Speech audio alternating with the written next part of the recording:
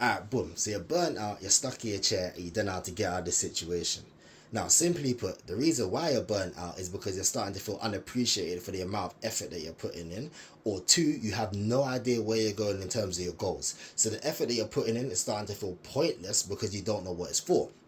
Now, this links to the dopamine systems that I've actually mentioned in the previous videos, if you fucking watched it. Yeah, reason being is because when you're putting in these efforts, you need to actually get this reward system. You need to get these small hits to make you feel like you're actually accomplishing something. So when it comes to you not having any goals and whatnot, you have no idea where you're going, so it's starting to feel pointless because you're not getting any dopamine here. Yeah. Now, this all links to dopamine. As I mentioned before, this is what makes you get out of bed because you need to have that feeling of accomplishment. It is deep rooted within the brain. Now, that's sort of the vague answer, which I don't like really, because it's very basic and it doesn't really tell you how to navigate your feelings or how to get out of the situation. Now, the slightly more complex reason, is that you're attached to methods or goals that actually no longer serve you. So I'll give you an example.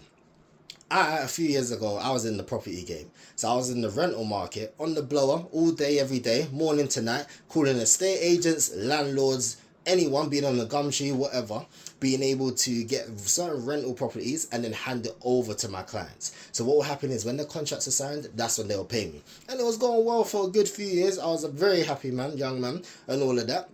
But one thing that I never encountered was the fact, like, I was never used to it, never really heard of it. I heard of it, but it didn't really matter to me until it mattered to me. And that was the recession. Where interest rates will go up, inflation will go up, and what will happen is landlords will pass this on to their clients or tenants. Now, which would be my clients, of course. Now, why this is important is because at first I didn't really care. I was thinking, you know what, I'm just going to go over here and I'm just going to tell my clients, yo, listen, big man, this is what's happening. The prices are raising, so this is what you're going to have to do. You're going to have to up the price as well as pay my fee. They said no. I'm like, what do you mean no?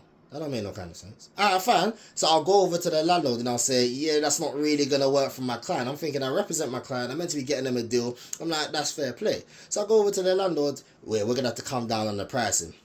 They said no. I'm like, what's going on here? I don't make no kind of... Listen, I'm stuck between two places now. I'm stuck between the landlord telling me no and then my tenants are telling me no. So I'm like, hold on. This is the big problem because then that means I'm not getting paid until contracts are signed. So I'm going back and forth and I'm thinking, I don't know how to do this. Now, you got to understand, this isn't just one landlord or one property. This is all the properties online that I'm facing. Every single property, they're saying the exact same thing. Prices are just rising and it's ridiculous. I understand it's even worse now, but this is at the start of it where I was spun and I had no idea how to navigate this. Now, why this is important and how this links back to being burnt out and dopamine, etc., is simply because when it came to me doing property for, say, 3 years before it wasn't really turning out good and it weren't being that lucrative, I was earning enough and I was very happy. Now, your human brain or our human brain, just the normal brain, what happens with it is it associates money with livelihood, which is obvious. So money with survival, etc. You need to eat, you need to be able to have a house, etc. We all know this. Money is very important. So how I got my money was through this method. So my brain had an unhealthy attachment to this method. Reason being is because I associate this method with my means of survival, the same way you associate your work with the means of survival. But when this method is no longer serving you, i.e. it's no longer bringing in the money, the easy answer would be let's just go to a different method.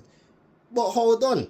What's happening here is the fact that my brain is attached to this method because it's been telling me for the past 3 years, this is how you earn your money. This is how you get your food. You know what I mean? So I'm like, hold on. Now, it's a bit different when it comes to, let's say you're on a salary. This was one of these jobs. This job was basically commission only at the time. Now, if you have a salary, then you could just literally do what your boss tells you. Because your boss is obviously the higher up. He or she is the one that pays you. So what happens is, if your boss tells you to do this, you just think, I'm getting paid either way, so I'm just going to do it. But when you're on commission only, meaning that you are paid for your efforts, it becomes a little bit more difficult. Reason being, because these efforts have paid me for so long. I don't know any other efforts. I don't know any other methods. Yeah, and we're quite humans in essence. We're actually quite hesitant to try new things because we're not used to it. Because our brain associates new things with danger. So, in essence, to bring it back to this, my brain associates method one. I've been getting paid for a while. This is comfort. This gets me my meal for the day. Yeah, or method two. We don't know this method, so it needs to jog on. Let's move about. Now, this is why it's important. It's because our brains go off instincts and feelings. It does not go off logic. We have to tell ourselves to be logical and analyze the situation. But one thing the brain does not understand is the world does not operate based on our feelings. So I am telling you, irrespective of the results, I am convinced this is the way to do it, even though it's not serving me. Now, what you really need to do, yeah, and this is the important part, is first of all, you need to actually basically track what you're doing. This is how I had to get out of it. I had to basically understand that I've been doing this same method for the past month and I am going to go hungry because it's just not working for me anymore. Yeah, so you have to override your brain. So you have to basically, a way to get out of this is to basically write down your truths. So what you believe in. Because again, we all operate off feelings. The real world, how it works is you'll have the real world outside, yeah? Your brain will process it and then it will deliver it to you, yeah? So basically, I don't know, a blue wall cannot really be blue. A blue wall could be pink. But your brain is telling you it's blue, so in your mind it's blue. Whilst, here's a good example. Do you remember back in the day? There was a blue and black dress or a gold and yellow dress. A gold and white dress, or gold and whatever dress, yeah? I was saying it was blue and black. Someone was telling me it was gold and white. I'm thinking, what's wrong with this man?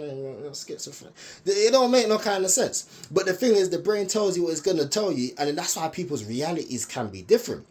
So, linking it back to burnout now, and why it's very important is, first of all, you need to appreciate that how the world works or does not operate on your feelings. So you may feel like things are pointless, or you may feel like it's just not working out, or there's no point in trying, etc. But good or bad, the world will deliver results to you. Yeah, again, negative or positive. You could think that you're the best performing person in the room, or you could think that you're the worst performing person in the room. But if you're the worst performing person but you'll still get a raise, why is that?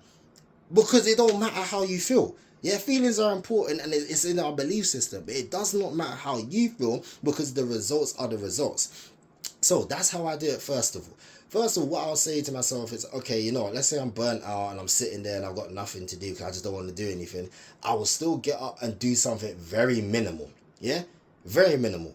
To the point it's got nothing to do with my goals, it's got nothing to do with my targets, etc. I will get up and I'll break the targets down, yeah, to something very small. So for example, if I want to record this video, I'll say set up the system, yeah.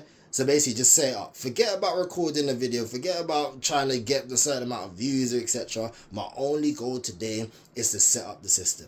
Yeah, what you need to do, you need to take yourself out of your feelings. I know it's very difficult to do so, but you need to appreciate that when you're burnt out, etc., forget about your longevity goals, forget about you're going to reach mountains, etc.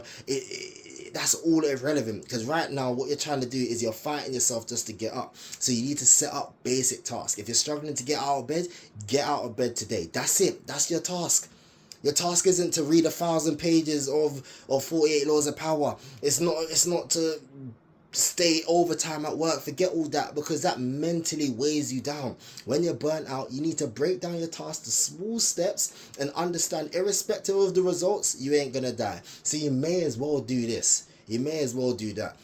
The problem is when you attach it to something, yeah, that is just too much for you. Whether it's too negative or it's too high of a task, it just doesn't really work like that. Because then you just start to get a mental load and it starts to drain energy. Yeah. A fact is, you spend more energy thinking about the task than you actually do doing the task. Yeah. Because when you're coming to do a task, you're thinking of 1,000 ways to accomplish the task. Now, I understand we've all heard, just do it, just take action, etc. And it's true, but the reason being is because you're just expending energy thinking about it. You're thinking about this perfect way to be able to achieve this task. I've got to go through this angle, I've got to do this route, I've got to talk to them like this, etc. Whereas this person, he just sent the message, yeah, he's wrong, yeah, he sounded a bit too crude or whatever, but the point is, he's got it done. And what will happen is, the gold mine from this year is the fact that the world will actually show you the results. Here's the thing. We keep coming up with results in our head. X will equal Y. But what did I just tell you? The world don't operate based off your feelings. Yeah? So X or Y is irrelevant. That's how I thought this will accomplish this. But when I go over to this and actually try it, it's completely different. I remember one time I was actually going to leave a workplace. Yeah? And I'm talking to my friends. I'm plotting. Because I'm like, nah, they're going to be vexed. They're going to be mad. Yeah? I don't know how to convince them. I'm thinking, no, I'm gonna be ruining this relationship, because if I tell them I don't want to work, they're gonna get mad, and then they're gonna say, oh, I thought you was gonna stay for a while. All of that uncomfortable conversation. But me and my friends are like, you know what? It don't serve you no more. Let me just hand in my notice. Let me just go and tell them. They said, yeah, that's what I meant. You mean that you're meant to be devastated that I'm leaving? That's how I'm spun. Yeah, you're meant to be upset. I've been thinking of this whole conversation. I'm thinking of rebuttals on how to counteract this conversation. Yeah, you're telling me that, oh, it's fine. What do you mean it's fine? No. Give me back my note. I'm not fine. Yeah, and that's what you gotta understand.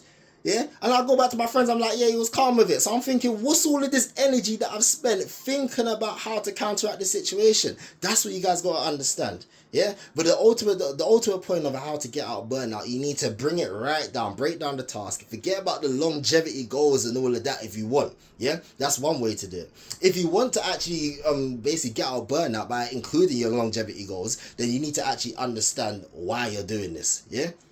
The why is very important. If you're doing it for the sake of doing it, then there's no point in doing it. But if you're doing it because you know these certain amount of actions will for a fact get you this reward, then it makes more sense to do it. Yeah? It's just that simple. But what I'll say first of all, for those of you that don't really have big term goals but you want to be productive in something, try find the fun in doing something. You're allowed to enjoy life. I know there's a lot of money going up. A lot of rent. The cost of living crisis is very peak. I get it. But you're allowed to enjoy your life. It doesn't just have to suck 24/7, yeah? So you're allowed to try new things, and when you try new things, just do it for the enjoyment. Don't attach it to a goal, or don't attach it to something major. Yeah, then you'll start to find certain things, and you'll just, the mental load will just be released. That's the honest truth. Yeah, so that will be my advice with regards to how do you operate when it comes to being burnt out. Yeah, there's ways around it.